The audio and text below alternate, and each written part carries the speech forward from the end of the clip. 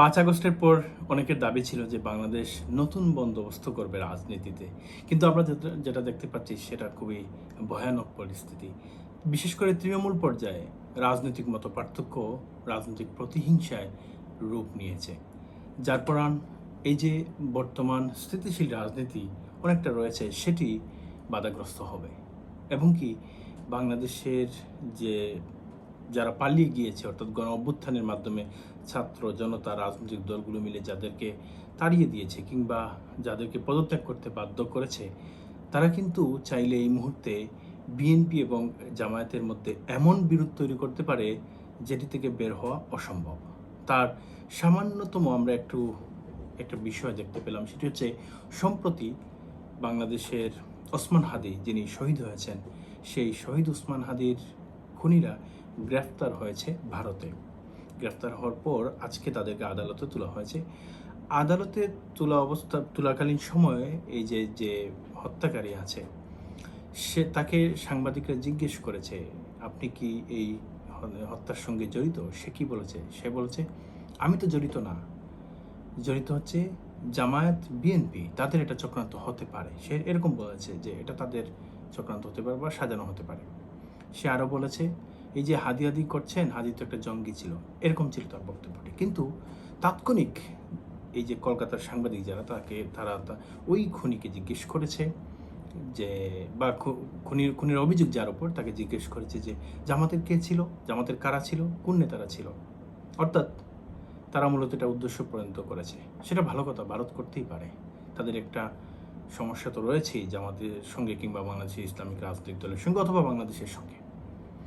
কিন্তু আমরা কি দেখতে পেলাম সোশ্যাল মিডিয়াতে কিছু গুরুত্বপূর্ণ ব্যক্তি যাদেরকে আমরা খুবই সচেতন মনে করতাম, তারা সেটাকে কাটছেট করে প্রচার করলো যে জামায়াত জড়িত এই হত্যাকাণ্ডের সঙ্গে। অর্থাৎ এই মুহূর্তে যদি আওয়ামী লীগের কেউ বলে যে 5 আগস্টের পূর্বে যে সকল অপকর্ম হয়েছে কিংবা আমরা যা করেছি সেটির সঙ্গে বিএনপি জড়িত, তাহলে জামাতের লোকেরা বিশ্বাস করে ফেলবে। আর যদি বলে জামায়াত জড়িত আমাদের সঙ্গে, তাহলে বিএনপি বিশ্বাস করে ফেলবে। আমি সবার কথা বলছি না, আমি বিএনপি জামাতের ঢালাওভাবে বলছি না, আমি একটা উদাহরণ দিলাম যে তৃণমূলে এটি বিশ্বাস করে ফেলবে। এবং কি যদি বিশ্বাস নাও করে ইচ্ছাকৃতভাবে ভুল তথ্য ছড়াবে, অপপ্রচারে লিপ্ত হবে। এই যে প্রতিহিংসা যে ছড়িয়ে যাচ্ছে সোশ্যাল মিডিয়া বলেন কিংবা সামাজিক জীবনে, রাজনৈতিক জীবনে, সেটি মারাত্মক আকার ধারণ করবে।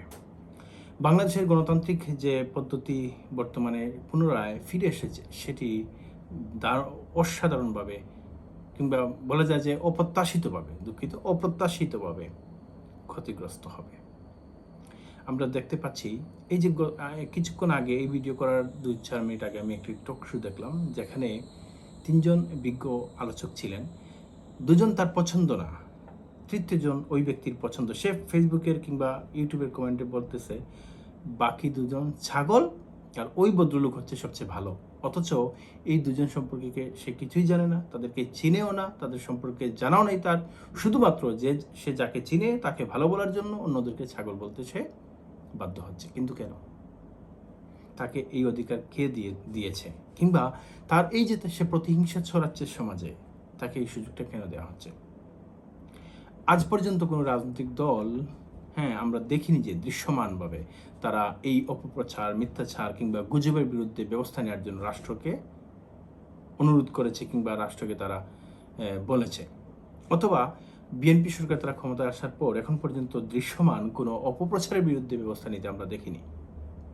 ছোট্ট একটা উদাহরণ দেখেছি, সেটি হচ্ছে জনাব সালাউদ্দিন আহমেদ স্বরাষ্ট্রমন্ত্রী, তার বিরুদ্ধে কিছু ছবি কিংবা তার বিরুদ্ধে কিছু একটা হওয়ার কারণে, অপপ্রচার করার কারণে একজনকে গ্রেফতার করা হয়েছে।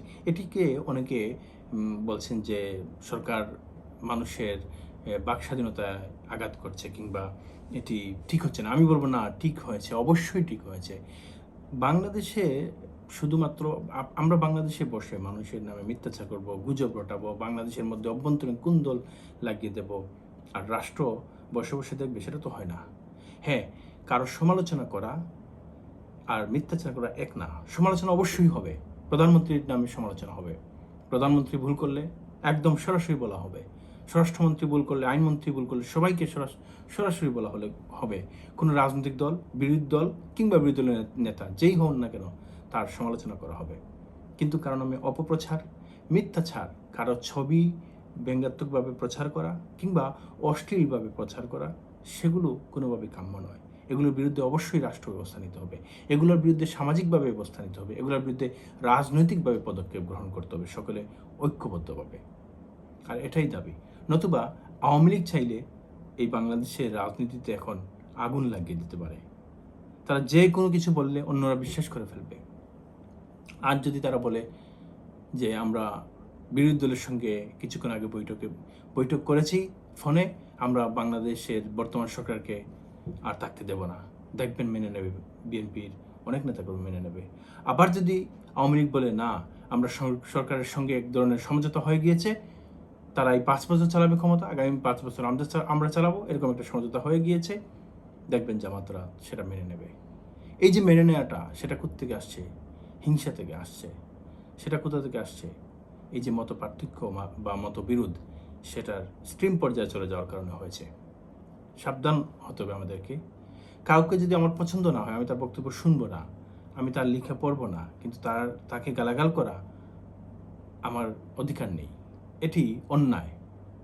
এটি যেমনটা সামাজিকভাবে অন্যায়, তেমনটা আমাদের ধর্মীয়ভাবেও সেটি অন্যায় এবং এটা পাপ।